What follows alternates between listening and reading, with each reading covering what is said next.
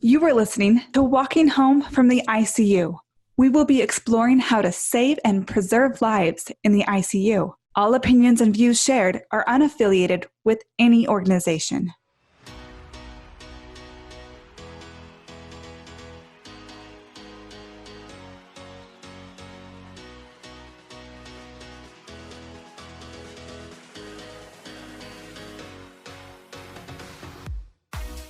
Hello. Before we get started with our episode, I wanted to thank everyone for all of your support. I've had a lot of questions come in that I will be addressing in future episodes. We've also had a number of requests made to have more open communication, and I think that is a great idea. So join our new Facebook group titled Walking Home from the ICU Discussion Group. It'll be for critical care providers, and we are so excited to have an open forum to further discuss these topics. For our episode today, I wanted to bring it back to our why. In the last few episodes, we heard from Dr. Harris and Nurse McKenzie what happens to patients like COVID-19 or any other mechanically ventilated patient that is deeply sedated and immobilized for weeks. They spoke of patients that were not waking up long after sedation was stopped, and the most physical capacity they saw among dozens to hundreds of patients was the slight lift of an arm. Perhaps this is shocking to many of us in the medical community, yet maybe this is an unfortunate normal for some of us, and we already know very well what that looks like. Yet, let's bring it back to our why and make sure we have a more sincere look at what this is really like for a survivor. This episode, we are honored to have Eileen Rubin, president of the ARDS Foundation, with us to share her perspective of her ARDS journey and recovery. Eileen, thanks for joining us. Can you tell us a summary of your hospitalization? Sure. My name is Eileen Rubin, and I was hospitalized in 1995 in the summer. I was sick for about 2 weeks and went to 3 doctors during that time, but they kept sending me home until finally one doctor took a blood test and discovered that my white count was 3.5 times higher than normal. And the next morning sent me to the emergency room immediately. When I got to the emergency room, I presented in septic shock, and a few other things were going on. And I was admitted directly into the ICU. From the ICU, the next day I had kidney failure. So I got in on a Friday. Saturday I had kidney failure, but then my kidneys started functioning. And then Sunday morning, I went into respiratory arrest. The last words I said to my mom before I was intubated were, "I can't breathe. I think I'm dying." When the doctor finally came into my room and saw how terrible I was, he got my parents and family out of the room, and for 2 hours they didn't know what was going on. And I ended up, when they came back in the room, I was on a ventilator and hooked up to other machines, and they had no idea what was going on.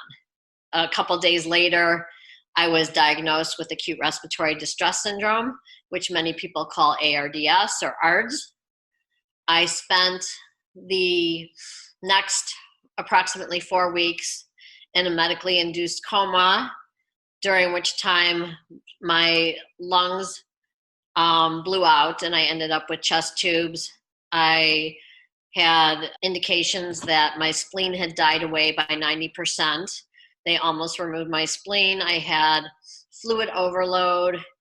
I had the need for 4 units of blood and many other things that went wrong during that time. And eventually, after 4 weeks, they were able to take me out of the medically induced coma, but I was still on the ventilator, still at 100% with a high level of PEEP. I ended up spending a total of 8 weeks on the ventilator in the hospital and 9 weeks total in the hospital. So it was 4 weeks in the medically induced coma, 8 weeks on the ventilator, and 9 weeks in the hospital. And how old were you at the time? I was 33 years old and I was not otherwise, I had no other medical conditions that would have precipitated this or caused this. So I was otherwise healthy. That is so sobering because I'm 30 years old and I just can imagine you, really the thing about working in the ICU, you just see that it could be anyone at any time.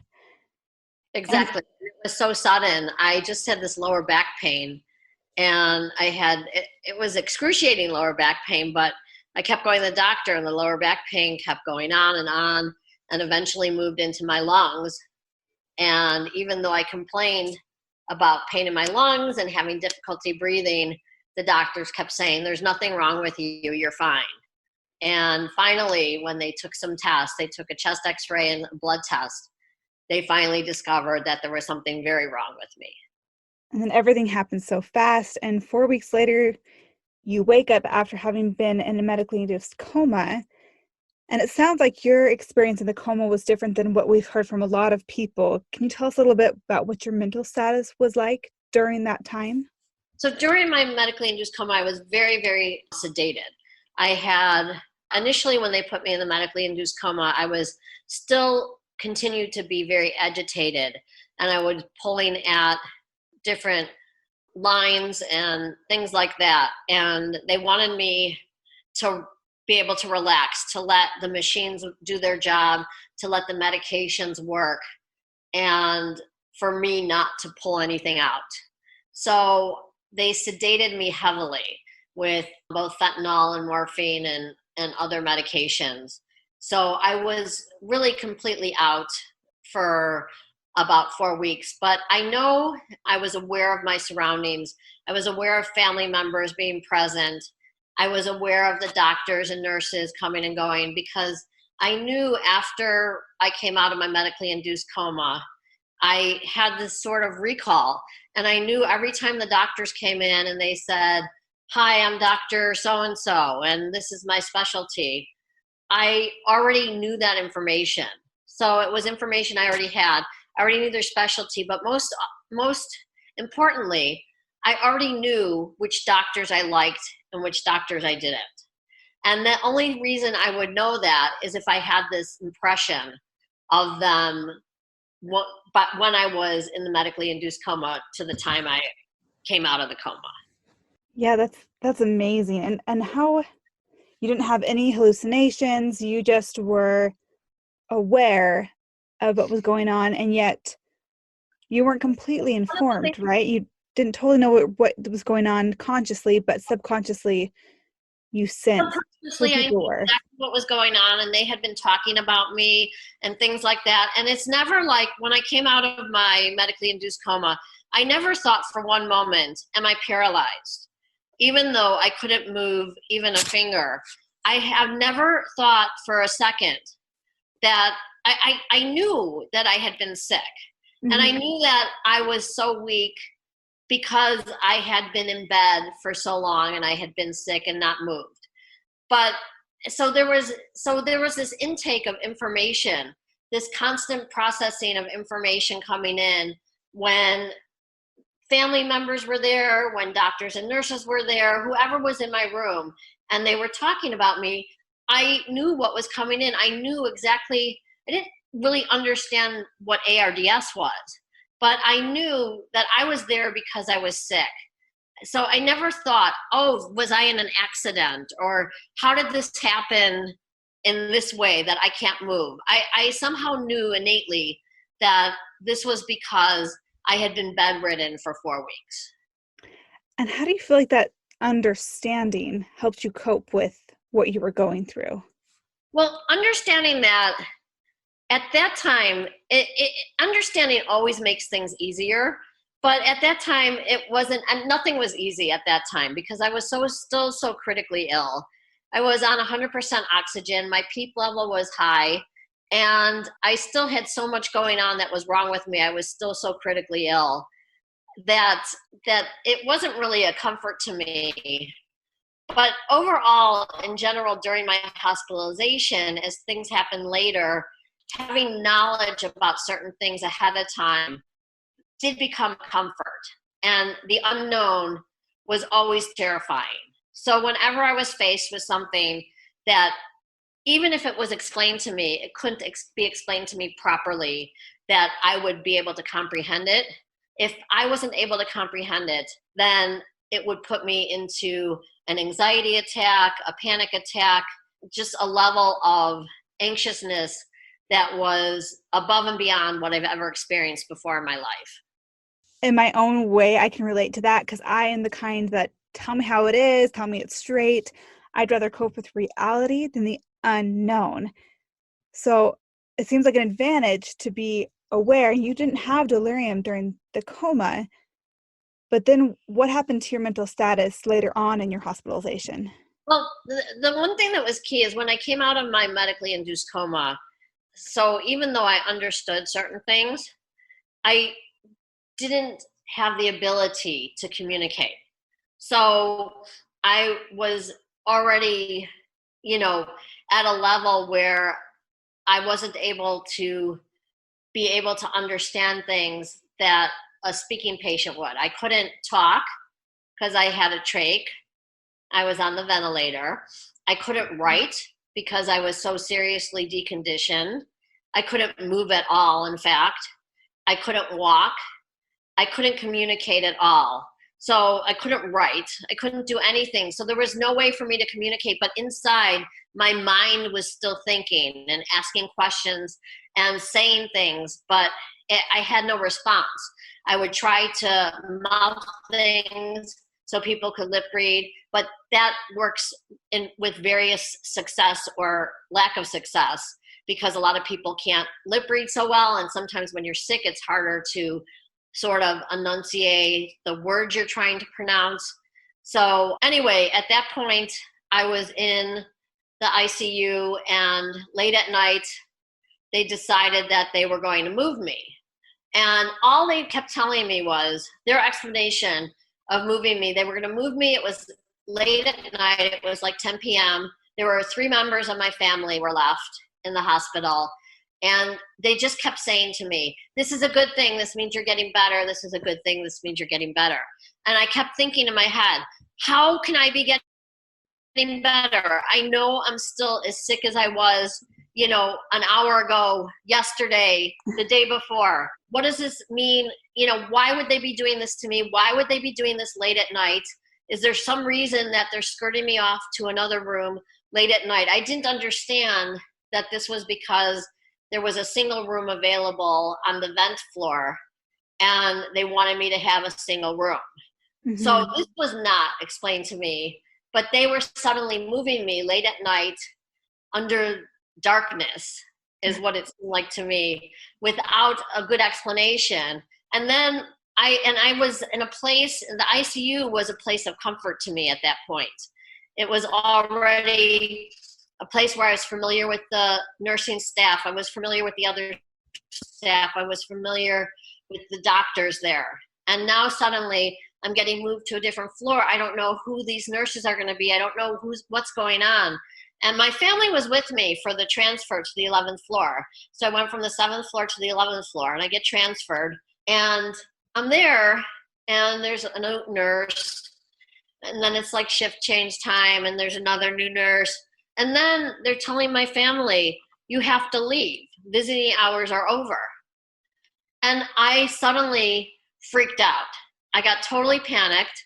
I couldn't believe that my only source of stability and the only thing that was keeping me calm, which was my family, they were now making my family leave. And suddenly I went into a frenzy. I went into a panic. And you weren't able to tell them your concerns. You weren't able to have your own voice, make requests, express your concerns because you couldn't communicate.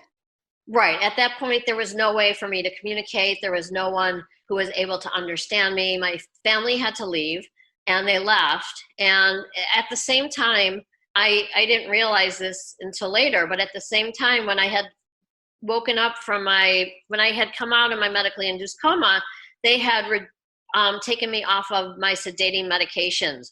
So they had taken me out of all those medications, the fentanyl, the morphine, and I was literally on nothing to They sedate. cut the narcotics cold turkey after high doses of narcotics for a month, and Right, suddenly you were just off.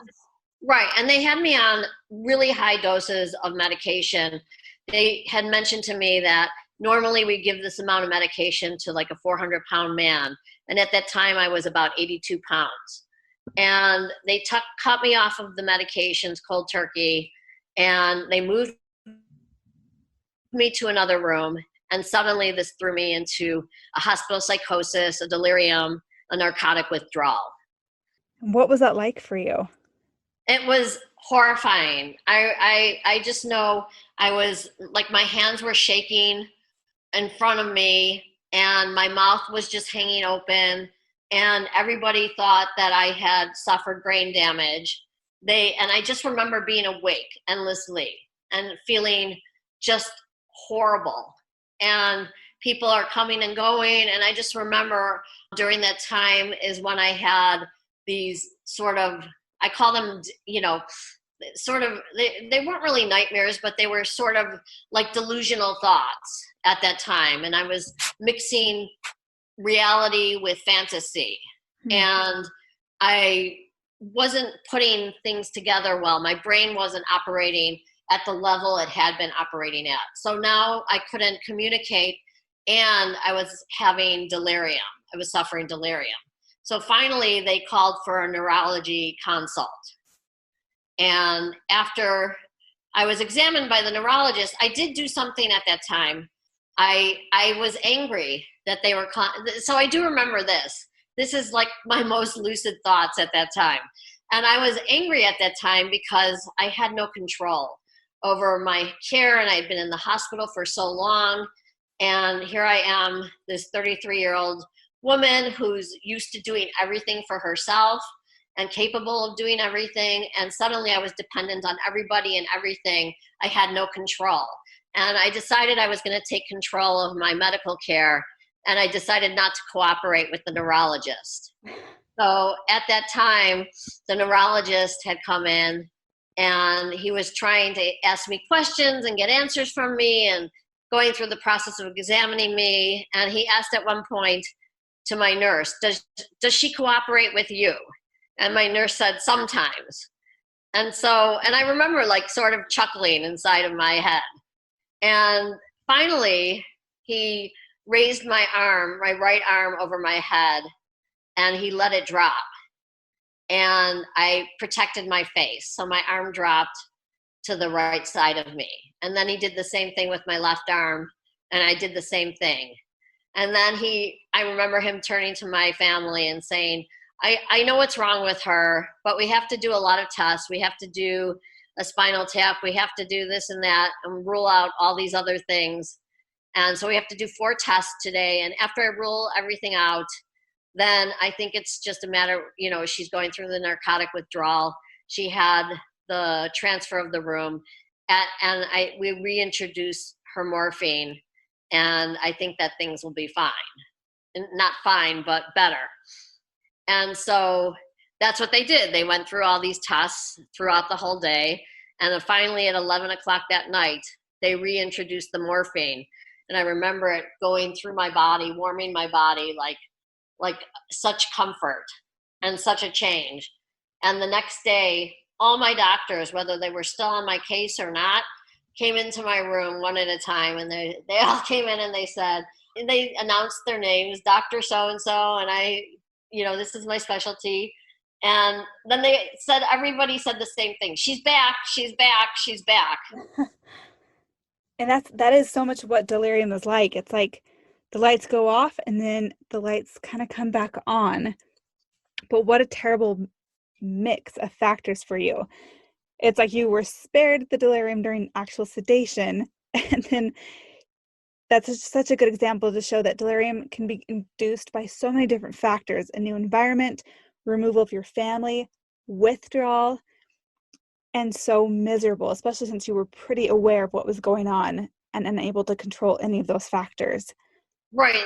That's the worst part, is because I was aware of things, but I had no ability to control, no ability to change any of the factors, to change anything, to do anything, even to voice a concern or an opinion. I couldn't voice anything because I still was unable to move and unable to talk. And like you said, you were a 33-year-old, very accomplished, independent woman. So when you came out of the coma, you were so deconditioned. And I don't think we appreciate, at least from the ICU side, what happens to the rest of the body when it doesn't move for 4 weeks. And you were a strong, healthy 33-year-old. Granted, you had a lot of infectious processes and things going on. But what happened to your overall strength and capacity of your body after those 4 weeks when you woke up? The first thing I remember, I remember that when I came out of the medically induced coma, I just knew I couldn't move. And it was just kind of like a fact. I couldn't move. But I remember realizing it, especially, it was like really enunciated when one of the doctors came in, one of the pulmonologists came in, and for some reason, no one from my family was there at that time. And he announced, "You're watching too much TV. I'm going to turn on the music channel." And he takes the controls and he changes the channel to the music channel, which is like elevator music. And it was driving me crazy. And so in my head, I'm like, oh my God, how do I change this? How do I change this? I need to change the channel. What am I going to do? And I kept looking at my hand, and I was willing my finger, like my right finger, to move, and willing my arm to move so that I could reach the call button and call the nurse. And I was doing this until I literally got so exhausted, I kind of passed out. And when I came to, my family was in the room and the TV channel was back on, the music channel was off, and I felt relief. I felt like the level of anxiety that I had suffered just from him changing the channel, which seems like such a little thing, but when you're a critically ill patient, that's all you have.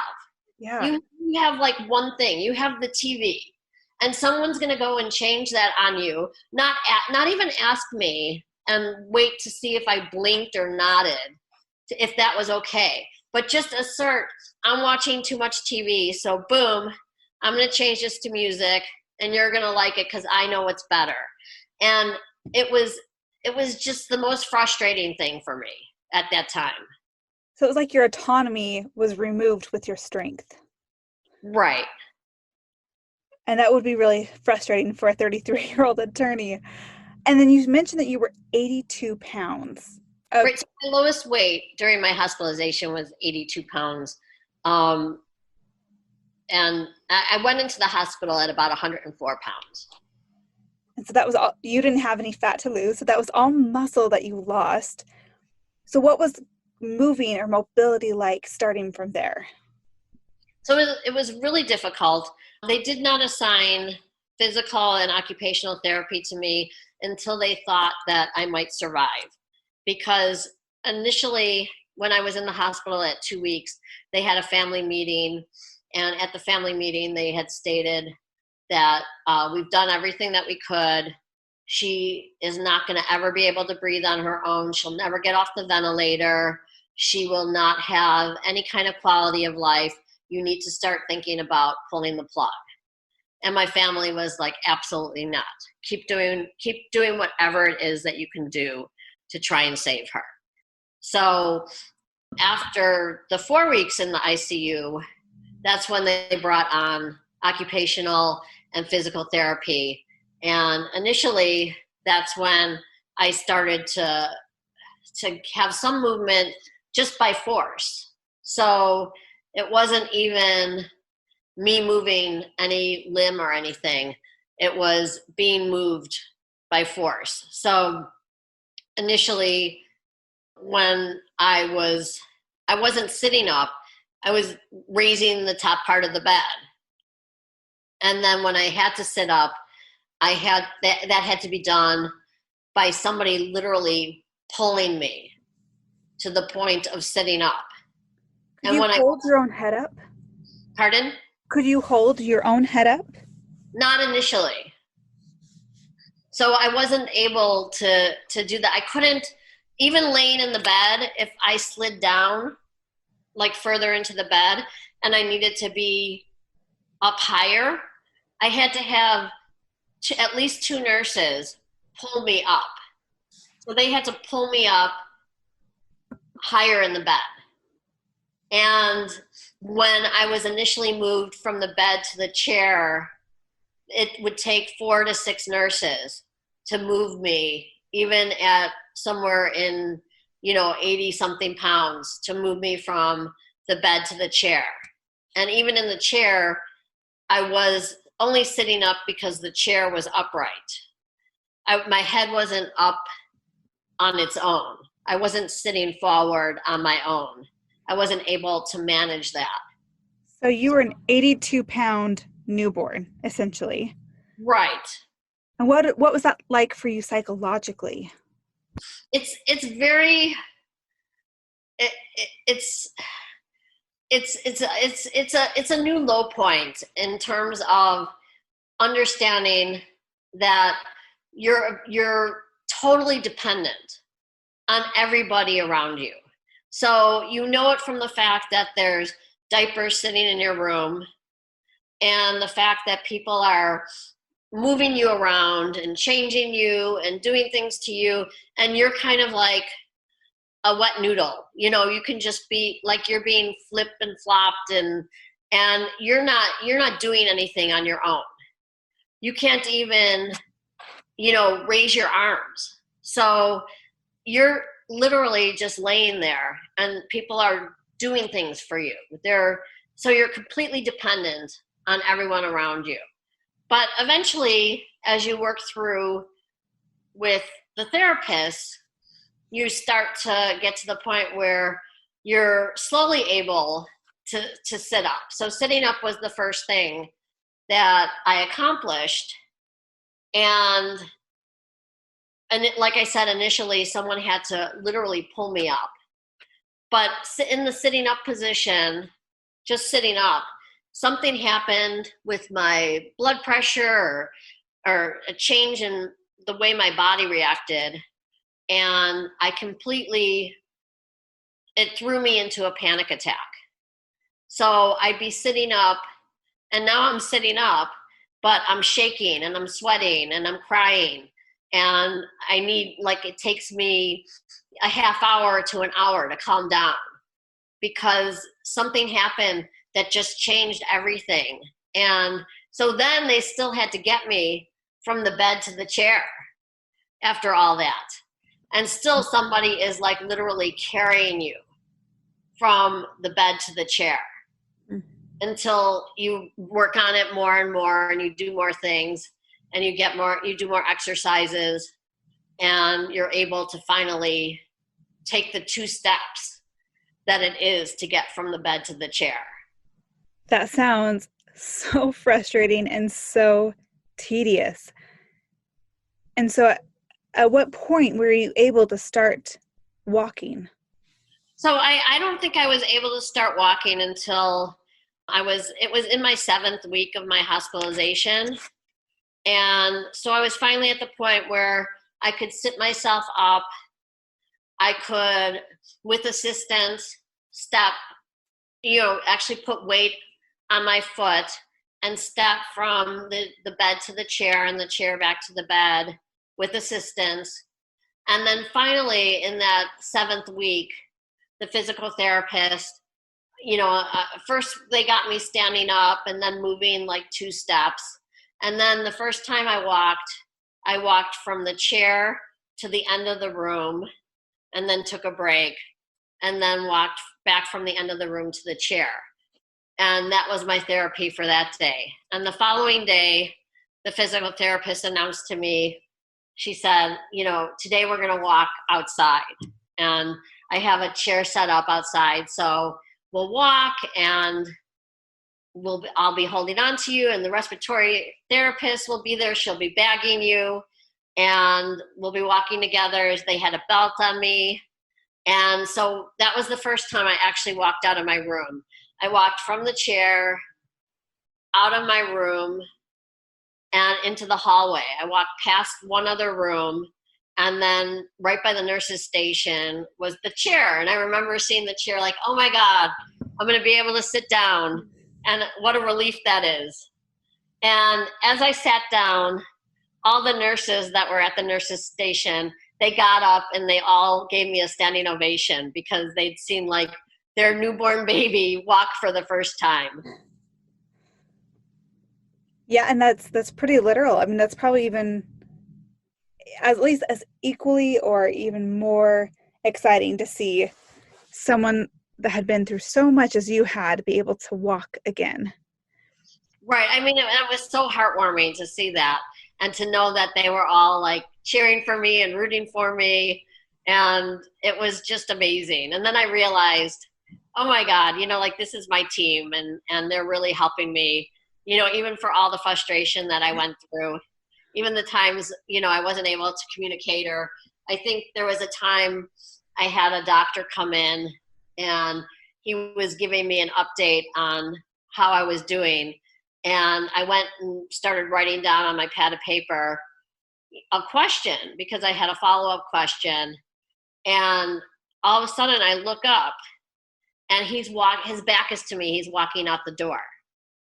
And I like flipped out. And of course I couldn't talk. I couldn't say anything. I took the pad of paper and I went and threw it at him. But my throw was so weak that it kind of plopped and went to the floor. And the doctor just kept going.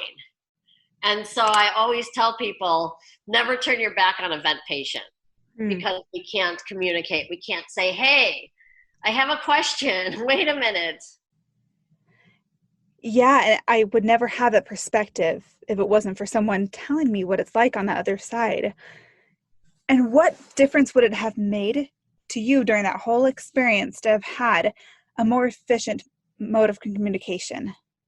Oh my God, it would have made a total difference to me, especially in those early days. I think I was pretty fortunate because I think as far as being a vent patient and being as sick as I was, that I was pretty high functioning as a vent patient. And a lot of vent patients never even communicate at all in any manner whatsoever with anyone while they're on the ventilator. But during that time when I was just getting off the ventilator, the level of frustration was so high. And the fact that I couldn't communicate, I didn't have any means to point out, yes, no, pain, discomfort, nurse, anything. I couldn't even like nod at something. So I couldn't even, nobody could like say to me, from having some kind of communication board or anything, nobody could say to me, is this what you mean? And point at something so that I could sort of nod or blink. That's what I meant. It was just me having to think it in my head and get more and more frustrated at the thought of not being able to communicate. And it's like you feel this total loss of dignity. And you feel kind of disrespected. Things are happening to you. You're not in control of anything. And when you feel this loss of dignity and you feel this disrespect, you're not motivated as a patient to get better. You're not going to fight your hardest. You feel like you've lost this battle. And why is it worth fighting so hard to get better when nothing is in your control and you can't see the mountain for the trees? You can't see, the hill is too high to climb and you can't figure out how to get to the other side to be triumphant. And this is such a frustrating process because once you have success and you're able to do things, success begets more success. And you feel triumph and you feel more of an ability to try harder and succeed more and be more triumphant. But when you don't have that success, when you feel like you're failing, when you feel like nothing's going your way, that you're not in control of anything, you tend to give up. That is so powerful. And I know that no one wants their patients to feel that way. But I think when we're so used to working with patients that are comatose and we can't hear their voice, we forget that they deserve to have a voice. And you give such powerful insight into what that would actually mean for the overall outcomes and success of patients to actually feel like a human and actually have reason to work towards becoming one again. Right. So it's even helpful in the sense that even if your patient is in a medically induced coma and they seem like they can't hear you and they don't know what's going on, if you still talk to them and you talk to them as if they can hear you and if they understand, as if they understand everything, because we're still taking things in. So if people would have talked to me the whole time, and I was lucky because I was taking things in, so I realized to a certain extent what was going on with me, but not fully. But if people would say to me, when a doctor was going to come up to me and examine me and said, "This is my name, I'm Dr. Jones, and I'm a pulmonologist, and I'm just here to listen to your lungs, and is it okay if I touch you with my stethoscope?" And of course, I'm not going to respond, but then pause for a moment and then listen to my lungs. Mm. And then it's like, I know, and I'm not going to be tense and anxious when that happens. I'm not going to tense up. I'm not going to be fighting him. I'll be more cooperative because I know what's the next thing that's going to happen. All he's going to do is listen to my lungs. That's it. I don't have to worry about being jabbed with something or poked or prodded. I know it's just this. And even if it's something more detailed or something that's more invasive, at least I know what it is. And I have an idea of what's going to happen so I can prepare myself. And even if I'm in a medically induced coma, I'm still taking things in. So you still need to talk to that patient and be able to convey what it is that you're doing, why you're doing it, how you're going to do it, and who you are. Yeah, and you're such a good example of even in medically induced comas that people can still process things normally. I mean, you weren't delirious until you went into the withdrawal and had the change in environment. And I think that's such an advantage for your long-term outcomes, because a lot of ARDS patients, you know better than I do, don't return back to work throughout their lives. But your span of delirium was so much shorter than most, especially for the course of illness. You did get back to life. How long did that take, though, to be able to be, I guess, functional again or back to your career or to really feel like you were alive again?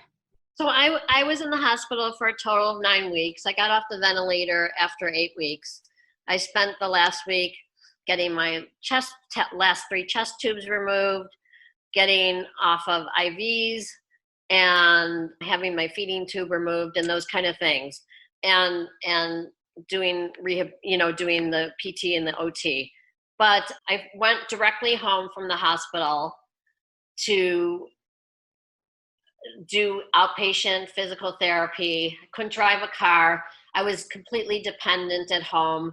I basically spent my time going to physical therapy and going to doctor appointments for follow-up, and then eventually kind of going out to lunch or whatever, but I still couldn't drive. I was still really kind of a captive at home, and it's really depressing and it's hard to do.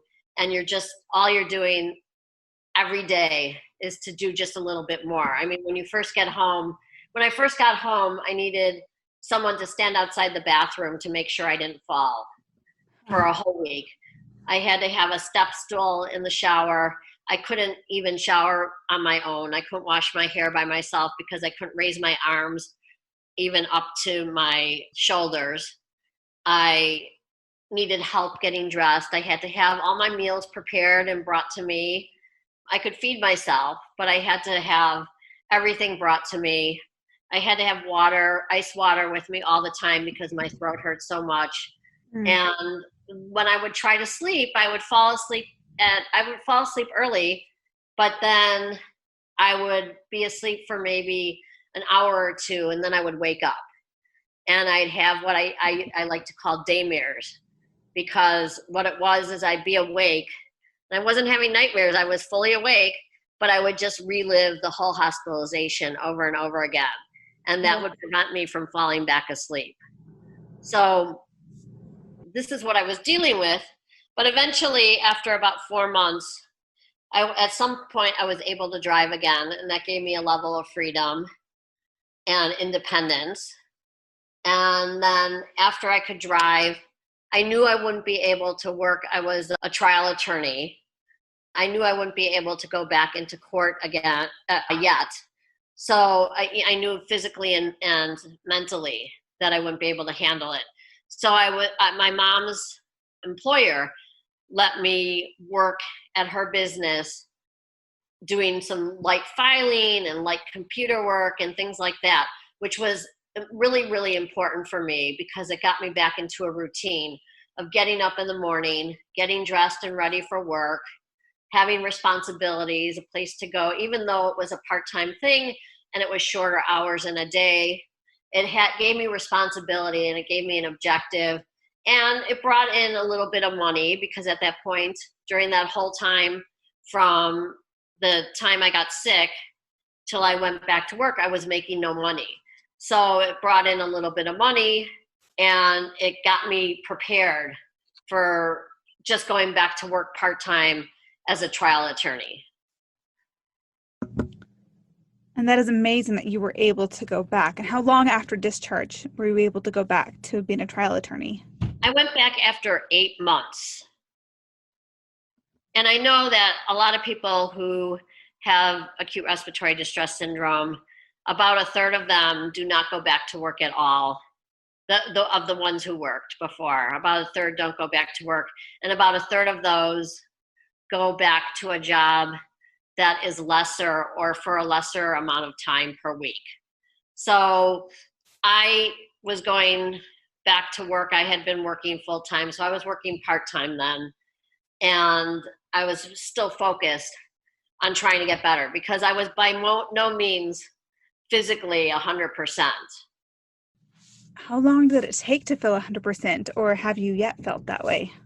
I'd say that I probably never got back to 100%, but I feel like your life changes when you have something that's, when you're so critically ill in the ICU, or you have something like ARDS, your life changes, but in a lot of ways, it can be a better outcome in different perspectives. So even though physically I can't maybe do everything that I was doing before I was sick, I have a better balance of life. So before, my life was really focused, like more than 80% on work, and then maybe 20% on family. And afterwards, I had kids, and I had family, I had charity, I had things I did for fun, and then I had work. So I had a much better balance of life after suffering from ARDS.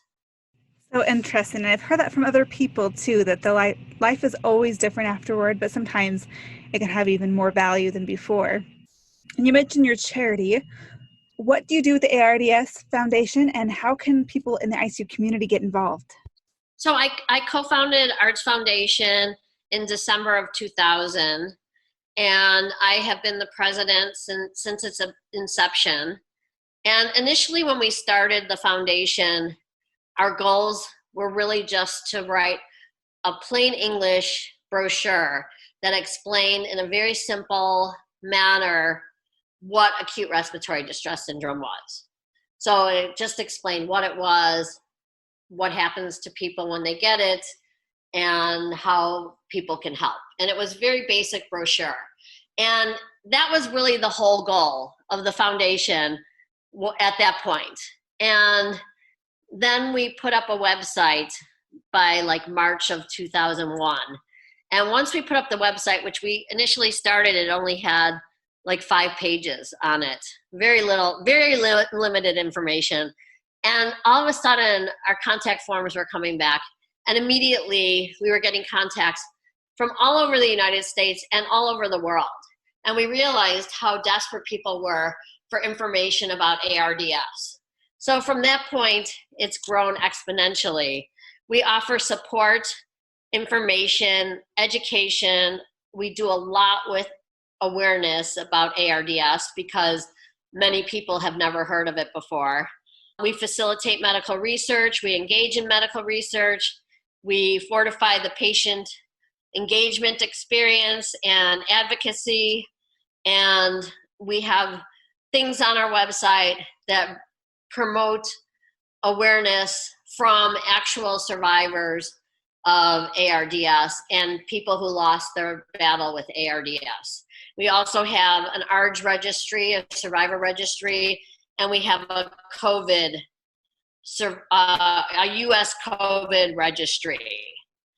That is so neat. And so much has changed during the last 20 some odd years. And I think a lot of it is because of your organization and others like it that have brought so much awareness and kind of held the medical community accountable for patient outcomes in the short and long term. Yeah, I do a ton of work with the medical professionals. I'm on a lot of committees where I offer the patient perspective, and I present a lot in front of medical professionals at conferences and within these committees where things are published. So we get the patient perspective out there, which is so important because you always, doctors and nurses, they're doing their jobs and they're really dedicated and they're doing their best because their job is to make sure that we survive. But a lot of times it's bringing forth this perspective, the patient perspective, and reminding doctors and nurses of the reason why they're doing it. So it's really, in its most basic term, yes, it's to get them surviving and out of the door. But on the other hand, you want people to survive and live a life worth living. That is so powerful, especially coming from someone that has survived so much and been through so much.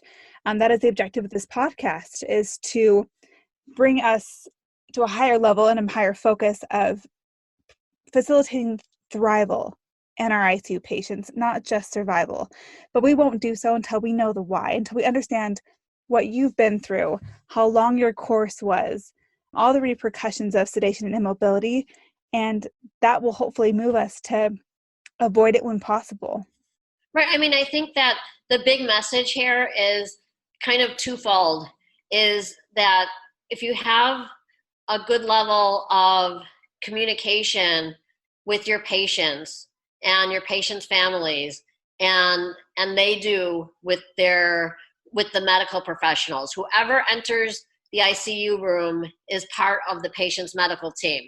And if there's good communication that flows back and forth from this group of people to one another, then it will be more accommodating and a less frustrating, less anxious, more cooperative environment for everybody involved on that team.